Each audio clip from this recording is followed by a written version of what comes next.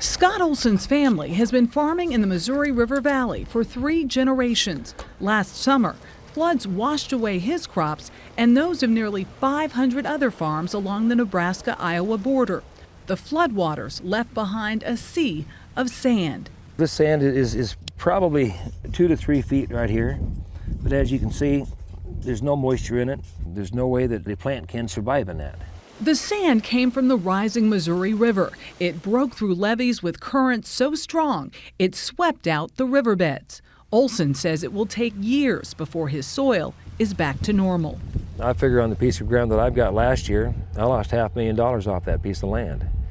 And I'll probably maybe have half a crop this year or so. That hurts. Oh yeah, but it's not just me, it's just so many people that have the same problems. People like Mason Hansen. His farm is 70 miles downriver and was one of the worst hit. His biggest challenge, a 4-foot-high wall of sand that spans 90 acres. This is like sand on the beach. Yes, it's fine sugar sand. Raises, well, you can look at it, it raises nothing. For the last 10 months, farmers have been using bulldozers to clear the sand, but environmental regulations prohibit them from dumping it back in the river because it's now been exposed to chemicals used to treat farmland. So what do you do with all this sand? Hansen says he'll take the top 2 feet and bulldoze it into pits left by the flood.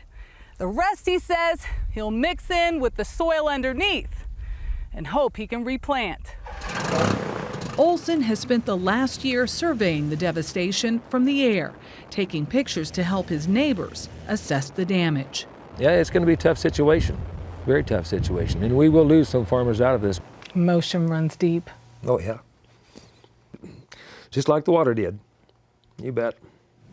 The federal government has set aside $20 million to help clean up America's heartland, but farmers say that won't even cover half their costs. Michelle Miller, CBS News, in the Missouri River Valley.